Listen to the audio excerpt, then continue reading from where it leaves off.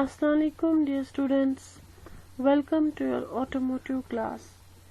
Today in communication skills we will do exercises on basic parts of speech. Let's begin. Your first part is multiple choice questions. Read the questions carefully and circle the letter A, B, C or D that best answers the question. First part is, what is a sentence? A group of ideas that form a complete paragraph. A group of words that communicate a complete thought. A set of rules that we must follow to write correctly. A set of words that contains all the basic punctuation marks. And your correct option is, sentence is a group of words that communicate a complete thought. Sentence is formed when words are joined together in such a way that they give us a complete meaning, they give us a complete thought. So the correct option for this is B, a group of words that communicate a complete thought. Now second part, which of these sentences use uppercase letters correctly? Upper case letters मतलब sentence में हमने देखा capitalisation के लिए एक rule है मिन्ट्स कि हमें सेंटेंस को स्टार्ट करते वक्त पहले एक कैपिटल लेटर से स्टार्ट करना है, उसके बाद बीच में कुछ ऐसी जगह हैं जहाँ पे हमें कैपिटल लेटर्स से ही वो वर्ड्स को डिनोट करना है, उसके लिए रूल है मिन्ट्स। तो ये कुछ सेंटेंसेस दिए गए हैं, आपको देखना है इनमें कौन सा सेंटेंस करेक्टली किस सेंटेंस में capital letter upper case letter लगाया गया है। First is I am hungry. Hungry न तो किसी नाम पर्सन का नाम है न किसी जगह का नाम है। हंग्री मीन्स आई एम मुझे भूख लग रही है, आई एम हंग्री। तो इसमें एच इसने कैपिटल रखा है तो ये इनकरेक्ट है। Second is Divya and Sunil are reading. Divya is the name of a person और सुनील भी नेम ऑफ अ पर्सन है। डी कैपिटल है, ये ठीक है, लेकिन एस भी कैपिटल होना चाहिए, ये भी अपर केस लेटर होनी चाहिए एस यहाँ पे, मगर यहाँ पे नहीं है, so this is incorrect. Third option is the bucket is full of water. The bucket का टी कैपिटल है because is the start of the sentence, ये ठीक है। फुल ऑफ वाटर में एफ कैपिटल रखा है, अपर केस है इस पे, जो यहाँ पे नीडेड नहीं है। The bucket is full of water हम स्मॉल एफ लिख सकते हैं, तब ये करेक्ट बन जाएगा। सो यहाँ पे भी ये इनकरेक्ट है। And our fourth option is she lives in Delhi, S capital. Delhi is the name of a place और यहाँ पे इसका कैपिटल अपर केस लेटर रखना है दिल्ली का, तो यहाँ पे रखा गया है। So this is the correct sentence, she lives in Delhi. So your correct option is D. Third part is, which of these sentences are punctuated correctly? किनमें punctuation marks correctly place किए गए हैं? punctuation marks आपका full stop, comma, apostrophe, exclamation, question mark, these are the punctuation marks. तो इन sentences में किस किस sentence में punctuation marks correctly रखे गए हैं? Where are you going? यहाँ पे it's a question, where are you going? तो यहाँ पे एंड होना चाहिए विद अ क्वेश्चन मार्क, लेकिन इसने फुल स्टॉप लगाया है, so it's incorrect. I have a pen, a notebook and a pencil. ये तीन चीजें यहाँ पे रेफर कर रहे हैं, a pen, a notebook and a pencil.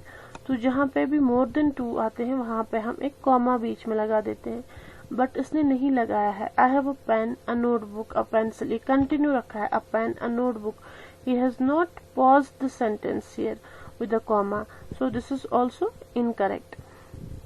Third option is I am so happy to see you, but इसमें exclamation mark लगाया है। exclamation mark नहीं लगाना, यहाँ एक simple sentence है, यहाँ full stop हम लगा सकते हैं। I am so happy to see you, full stop, तब ये correct होता। And last is this is Abdul's house. Abdul's house, this is a belonging, किसी की पोजीशन दिखा रहे हैं, और यहाँ पे एप्स्ट्रॉफी एस है, दैट्स करेक्ट। और Abdul is the name of a person, यहाँ पे ए कैपिटल है, दैट्स आल्सो करेक्ट। एंड भी एक फुल स्टॉप से हुआ है, स्टार्ट भी एक कैपिटल लेटर से हुआ है। तो यहाँ पे ये वाला सेंटेंस जो है इसमें प्रॉपरली पंक्चुएशन मार्क्स रखे गए हैं। So this is your right option, this is Abdul's house. Option D is the right option, correct option. Okay, fourth part is underline the noun, pronoun, adjective, verb and adverb in these sentences. ये sentences दिए गए हैं, इनमें आपको find out करने हैं nouns, pronouns, adjectives, adverbs and verbs. First sentence is Sanjay plays football every day. Full stop. It's the correct sentence. Now you have to sort out noun, pronoun, adjective, verb and adverb in this. Sanjay is the name of a person, so यहाँ पे Sanjay is the noun. Plays football every day. Plays ये action दिखा रहा है, ये word play यहाँ पे action दिखा रहा है कि संजय कौन सी एक्शन कर रहा है. So this is the verb. Plays football. Football is again a noun. Every day here is used. It adds something to the meaning of to the word noun. So it's here used as an adverb. So Sanjay noun, plays verb, football noun, everyday adverb. दूसरा sentence है Divya gave him new books.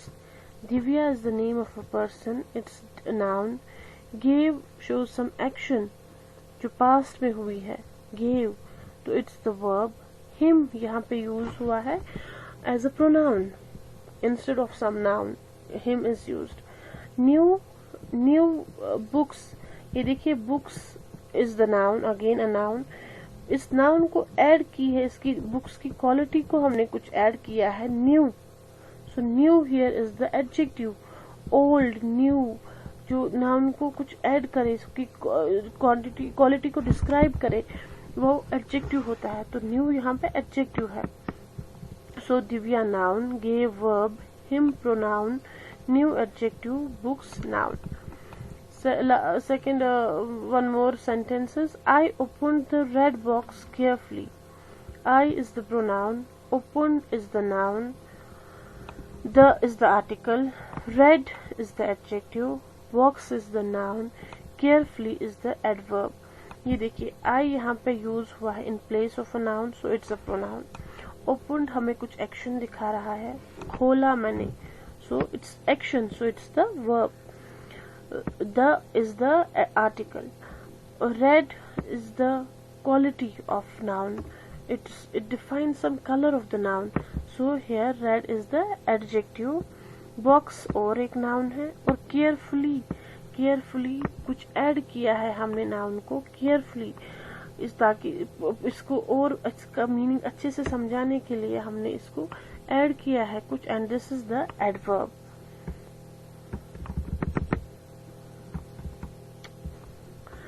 Your next part is fill in the blanks. Fill correct nouns and verbs from the box. To fill in the blanks given below. आपको यहाँ पे actions दिखाई गई हैं with the help of a diagram.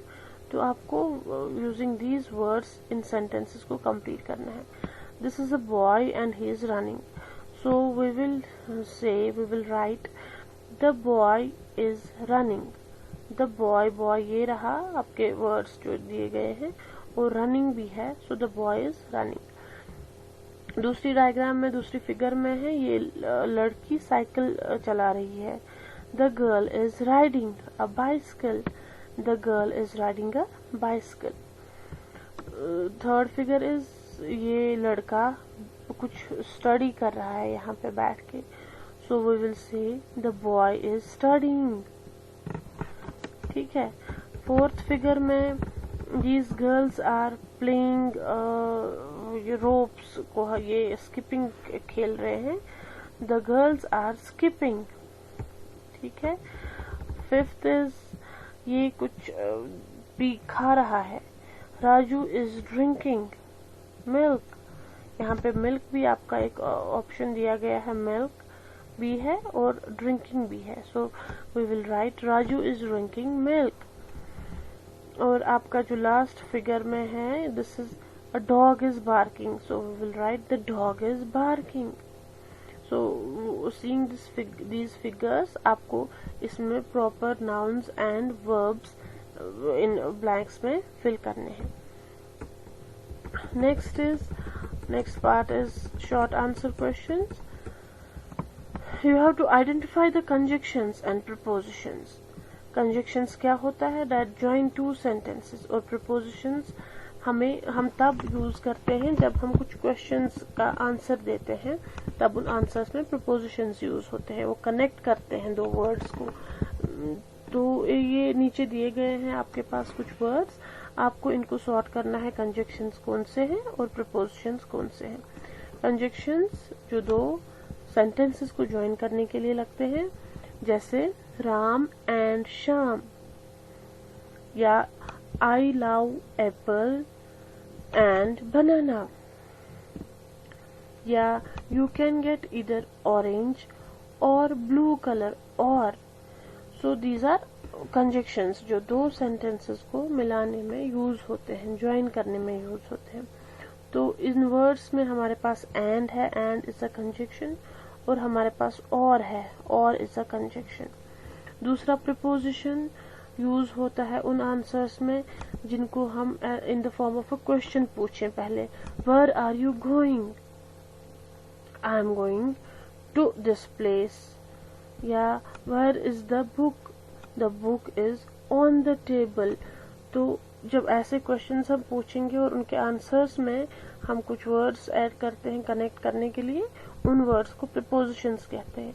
तो prepositions है हमारे पास under, in, at, up. तो ये 6 वर्ड्स दिए गए हैं। 6 वर्ड्स में आपके पास 2 कंजक्शंस हैं और 4 प्रीपोजिशंस हैं। Prepositions are under, in, at, up, और कंजक्शंस आर एंड, और। With this we complete our lesson 4, writing skills, basic parts of speech. तो ये इससे आपका यूनिट 1 का लेसन नंबर 4 कंप्लीट होता है। आई होप आपको समझ आया होगा। All the best.